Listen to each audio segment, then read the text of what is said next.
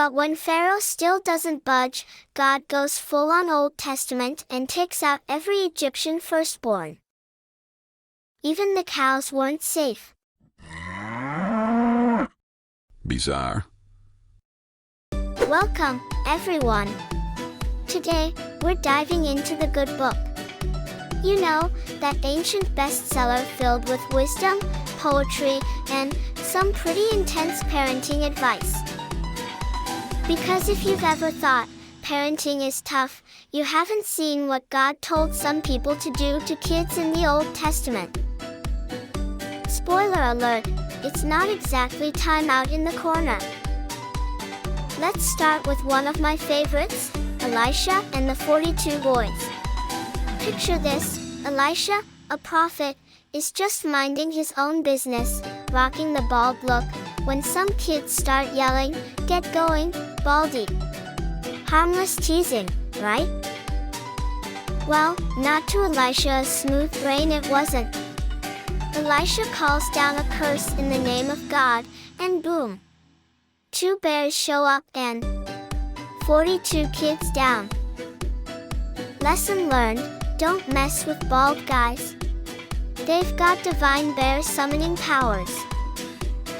Now, here's one of the most famous examples of God's ruthless love, the 10th plague of Egypt. God tells Pharaoh to release the Israelites, but Pharaoh says no, repeatedly. So, after 9 plagues of frogs, locusts, boils, and other nuisances, God takes it up a notch. On one fateful night, the angel of death swoops in and unalives every firstborn child in Egypt. From Pharaoh's own son to the children of peasants, even the livestock weren't spared. But when Pharaoh still doesn't budge, God goes full-on Old Testament and takes out every Egyptian firstborn. Even the cows weren't safe. Moral of the story, when God says, "Let my people go," you let those people go. Moving on to the conquest of Canaan. God's instructions to the Israelites? Take the land. But leave no one alive. Yes, even the kids. Yeah, this is where the Old Testament feels more like Game of Thrones. Now, I know what you're thinking, that's harsh. But remember, this was the ancient world. They didn't have peace talks or conflict mediation seminars. It was more of a unalive or be unalived vibe. Surely that's it, right? Not by a long shot. How about the Great Flood? In the story of Noah's Ark, God sees humanity's wickedness and decides to hit reset with a worldwide flood. While Noah and his family are spared, every other living thing, including children, is wiped out. Talk about a rain check on life. Then there's the Amalekites. In 1 Samuel 15, God commands King Saul to annihilate the Amalekites, men, women, children, infants, and even their livestock. It's one of those times where "leave no trace" is taken very literally. And let's not overlook the infamous punishment in Numbers 16. When Korah leads a rebellion against Moses, God responds by opening the earth to swallow the rebels, along with their families, children included. The ground literally eats them alive. Talk about a dramatic exit. On to 2 Kings 8, the prophet Elisha predicts that Hazael will become king of Aram and will do terrible things to Israel, including dashing children to the ground. And Hazael does just that. It's a chilling prophecy that comes true with brutal precision. Oh, and who could forget Jephthah's vow in Judges 11? Jephthah promises to sacrifice the first thing that comes out of his house if he wins a battle. Turns out, it's his daughter. And because he's apparently a man of his word, he follows through. Pro tip, be really specific with your vows next time. Then we have the tale of King Herod in the New Testament. After hearing about the birth of Jesus, Herod orders the massacre of all male infants under 2 years old in Bethlehem.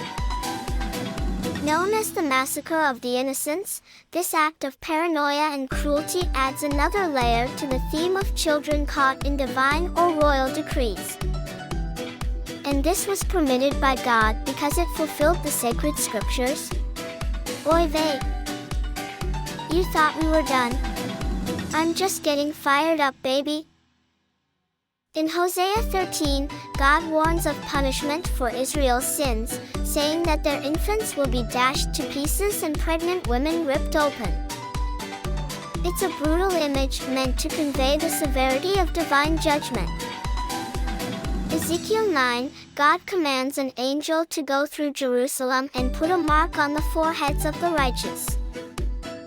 Then he tells another group to go through and unalive everyone without the mark, young and old, including children. So, apparently, heaven runs on some pretty intense crowd control. In 2 Samuel 21, there's the story of the Gibeonites demanding justice for Saul's earlier wrongdoing.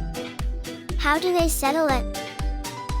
By hanging 7 of Saul's male descendants. It's basically a gruesome group project no one wanted to be part of. Let's not skip over Exodus 21.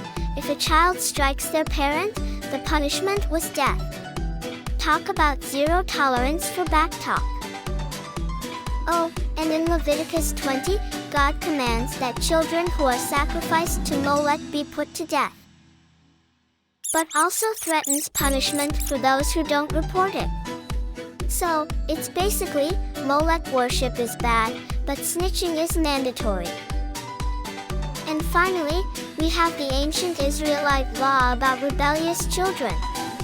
If you were a stubborn and disobedient son, your parents could take you to the elders at the city gates and accuse you of being a glutton and a drunkard. The punishment? Stoning. That's right, no grounding, no taking away your tablet, just straight to capital punishment. Imagine trying to argue about curfew with that on the table. So, there you have it, just a few of the times God made it very clear that the Old Testament wasn't messing around. Is it a little intense? Sure. But hey, it's also a reminder to be nice, listen to your parents, and, most importantly, never make fun of a bald guy. Thanks for watching. Like, subscribe, and go hug your kids. Seriously.